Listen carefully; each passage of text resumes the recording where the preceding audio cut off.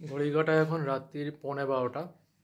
তোমাদেরকে দেখাই ব্যালকনিটা খুলে, মানে বাইরে এমন ফগ মনে হচ্ছে কোনো খেতে রয়েছে, মানে এরকম জায়গা, মানে পাহাড়ে। মানে আমি আমার নাম এরকম করে আমার দরজায় লিখতে পারছি এস বলে। এবং বাইরেটা দেখো কীরকম কুয়াশা, দেখো পুরো সাদা। সামনে বিল্ডিংটা পর্যন্ত দেখা যাচ্ছে না। এই দেখো ধোঁয়া উঠছে, ভালো করে লক্ষ্য করো। এই আমাদের ব্যালকনির লাইট, লক্ষ্য করো ধোঁয়া দেখতে পারবে, দেখতে পাচ্ছ বাইরে এরকম ধোঁয়া উঠছে, মানে এত কুয়াশায়। দেখো ফগটা দেখো কিরকম ফগ বাইরে, মানে আমি কথা বলছি আমার মুখ থেকে ধোঁয়া বেরোচ্ছে। সামনে বিল্ডিং পর্যন্ত দেখা যাচ্ছে না। এই দেখো উপরে দেখো, ভালো করে লক্ষ্য করো, ধোঁয়া উঠতে দেখতে পারবে। এ দেখো, এটা কিন্তু কোনো আগুন, মানে কোনো স্মোক নয়, এটা হচ্ছে ফগ। এটাকে বলে কুয়াশার ধোঁয়া।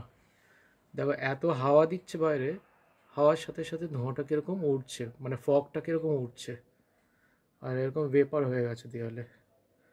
তো এটা হচ্ছে এখন আমাদের ঠান্ডার পরিস্থিতি। গাজিয়াবাদে আমরা থাকি, নিউ দিল্লি এনসিআরে। এরকম অবস্থা বাইরেটা, মানে আমরা দেখেও অবাক হয়ে যাচ্ছি যে মনে হচ্ছে যে যেমন ট্রেন চলতে পারে না খেতে, যেরকম আমাদের ট্রেনগুলো লেট ছিল, খেতে এরকম হয় ভারতে উত্তরপ্রদেশে, কিন্তু শহরের মধ্যেও যে এরকম ফগ হতে পারে প্রথমবার দেখছি। কলকাতায় কোনো দিনও ছোটোবেলা থেকে দেখিনি। এই দেখো কীরকম করে ধোঁয়া উঠছে। আবার তোমাদেরকে হয়তো বিশ্বাস না হয় দেখাই, আমি দূরে সরে, এই যে ব্যালকনি এবার বেরোলাম, দেখো মনে হচ্ছে কোনো পাহাড়ে আছি। বাইরের টেম্পারেচার এখন কত বলছে এখন বাইরের টেম্পারেচার? না না, আরও কম হবে। দেখো 10 না 10-এর কম।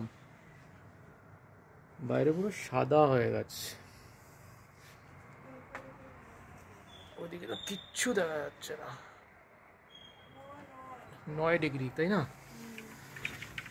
এই হলো পরিস্থিতি। এস আর সৌরভ রয় 8-এ নামবে, তাই তো আজকে রাতে। এই এখন জাস্ট 12টা বাজবে।